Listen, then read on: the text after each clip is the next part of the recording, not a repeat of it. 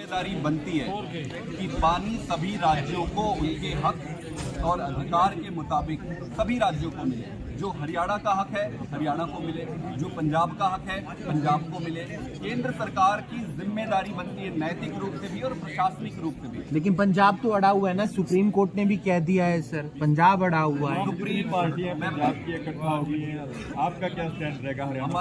हमारा स्टैंड बड़ा क्लियर है। हमारा स्टैंड बड़ा क्लियर है। पंजाब के हिस्से का पानी पंजाब को मिले, हरियाणा के हिस्से का पानी हरियाणा को मिले। इस पर राजनीति करना बंद करना चाहिए। मैं आपसे पूछना चाहता हूं आपके माध्यम से, भारतीय जनता पार्टी का क्या स्टैंड है इस पे? बीजेपी के लोगों से आप पंजाब में जाके पूछो तो दूसरा बयान देते हैं, हरियाणा में पूछो तो दूसरा बयान देते हैं। कांग्रेस के लोगों से आप हरियाणा में पूछो तो दूसरा बयान देते हैं, पंजाब में। तो इनको राजनीति करनी है, इनको मतलब तो है नहीं सॉल्व करने से। मुद्दा बड़ा साफ है।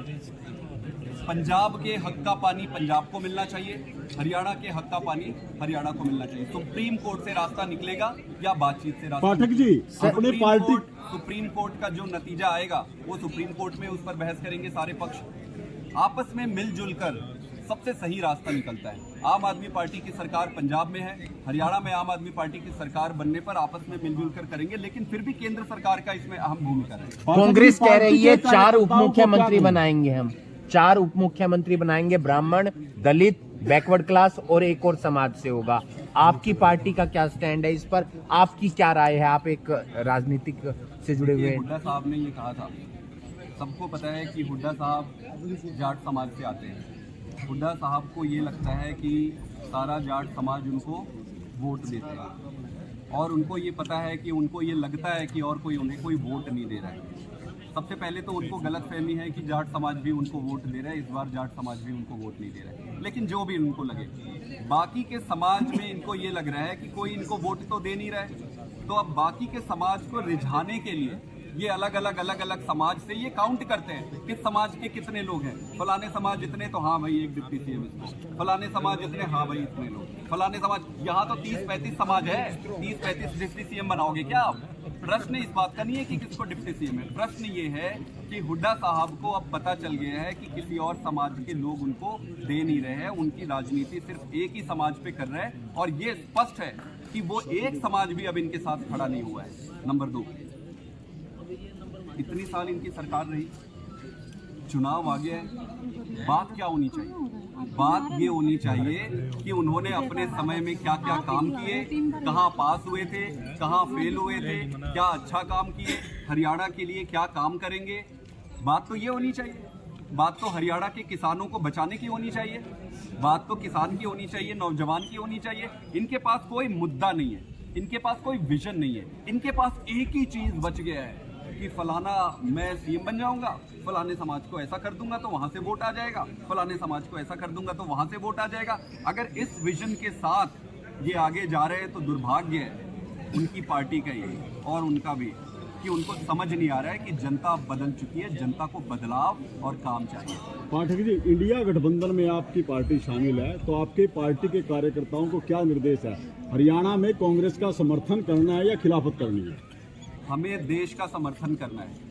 देश के लिए पार्टी बनती है, बाकी सारे राजनीतिक दल सब कुछ स्वार्थ, सब कुछ परे होती है।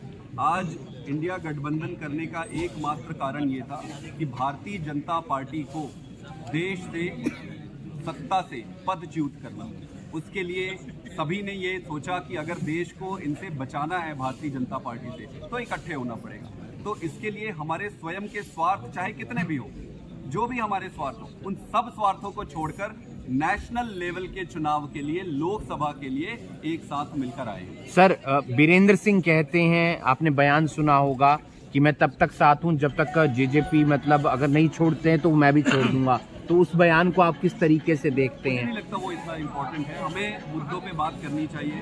कौन किसके साथ आ गया, कौन किसके साथ चला गया, इससे कोई फर्क नहीं पड़ता है। जनता को, आज किसान की बात मैं करूं आपको, अभी बाढ़ आई थी कई जगह पे जी, बाढ़ आई थी, खेतों में रेता आके बैठ गया है। सरकार की ये जिम्मेदारी नहीं है कि उस रेता को तुरंत हटवाए।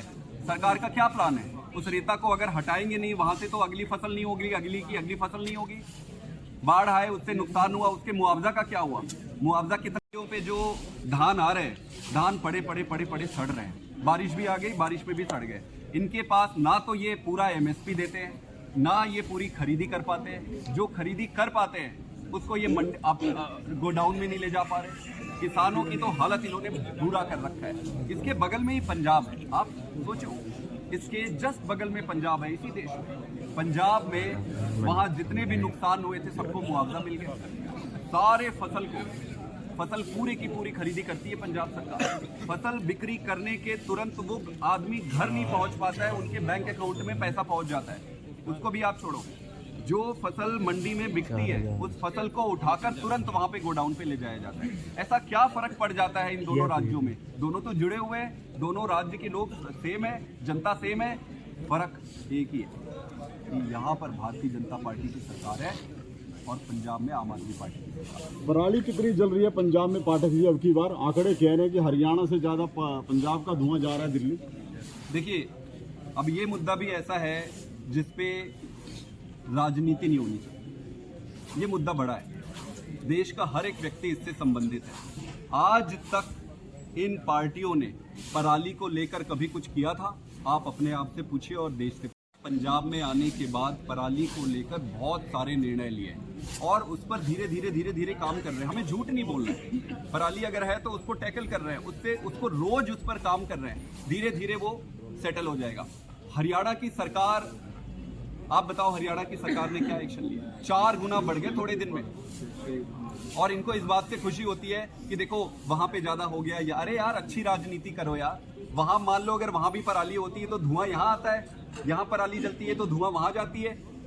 तो धुआं तो किसी को नहीं पूछता है ना कि ये बीजेपी है, ये कांग्रेस है, ये फलाना है, ये ढिमका है। जनता को नुकसान है धुआं से। ऐसी चीजों पर राजनीति नहीं होनी चाहिए, मिलजुल। रिकेश कहते हैं अभी थोड़ी देर पहले उनका है, फैक्ट्रियां हैं, फैक्ट्रियों को लेकर भी वहां से धुआं निकलता है, लेकिन वहां पर सरकार, कोई भी सरकार एक्शन नहीं लेती, वहां कुछ नहीं करती, सिर्फ और सिर्फ किसानों के ऊपर ऐसे चालान काटे जा रहे हैं।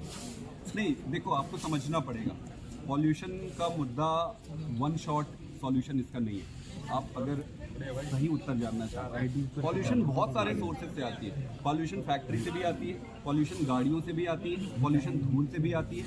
अब इन सारे में एक पैरामीटर पराली है, कई सारे में फैक्ट्रीज है, गाड़ियां, हम खुद भी कह रहे हैं, गाड़ियां हैं, धूल है। एक एक करके एक चीज को आप बंद कर दोगे तो पूरा नहीं रुकेगा। फैक्ट्रियों में भी लगाम लगाने की जरूरत है, उनको नए टेक्नोलॉजी देने की जरूरत है, उन पर फाइन लगाने की जरूरत है। ना सिर्फ हवा बल्कि पानी भी दूषित होती है, उसको रोकने की जरूरत है। धूल जो है, धूल को रोकने की जरूरत है। तो ये सारी चीजें कंपोजिट और कॉम्प्रीहेंसिव तरीके से ही होती है। इंपॉर्टेंट पॉइंट वो नहीं है, इम्पॉर्टेंट पॉइंट ये है कि नियत किसकी साफ है और कौन सच में ऐसे मुद्दे पे राजनीति करता है, कौन मुद्दे चल रहे हैं। 5 स्टेटों के जो चुनाव है उसमें आपका गठबंधन, इंडिया गठबंधन के साथ हो तो अपने अलग से इलेक्शन लड़ेंगे? ये बड़ा स्पष्ट है कि इंडिया गठबंधन नेशनल लेवल के पॉलिटिक्स के लिए है, लोकसभा के चुनाव के लिए है। विधानसभा के चुनाव में उन सभी राज्यों में आम आदमी पार्टी अलग से चुनाव लड़ रही है और भगवान की कृपा रही तो बहुत अच्छा होगा। स्थिति ऐसा है कि ये जिनको चाहेंगे उनका नाम डाल देंगे। ये आपका चाहे आपका नाम डाल सकते हैं, मेरा नाम चाहे मेरा नाम डाल सकते हैं, जिसको मर्जी डाले।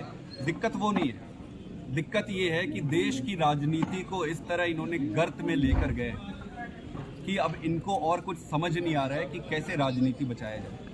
केजरीवाल से इनको सबसे ज़्यादा डर है, केजरीवाल से। पहले इन्होंने कोशिश की कि केजरीवाल को दिल्ली में रोक ले, नहीं रोक पाए। फिर इन्होंने कोशिश की केजरीवाल को पंजाब में रोक ले, पंजाब में नहीं रोक पाए। फिर इन्होंने कोशिश की कि गुजरात में इनकी 0 सीटें आए, नहीं रोक पाए। फिर ये चाहे कि यार ये तो अब मध्य प्रदेश, छत्तीसगढ़ सब तरफ जा रहे हैं, हरियाणा भी जा रहे हैं, इनकी हरियाणा में भी सरकार बनने जा रही है, तो केजरीवाल को तोड़ दो, केजरीवाल को रोक लो, यही तरीका है। बट करने दो, अंत पंत में जीत जो है सच्चाई की होती है।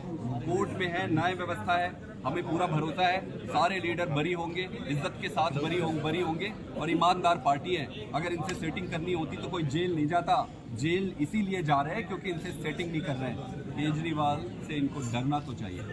हरियाणा के मुख्यमंत्री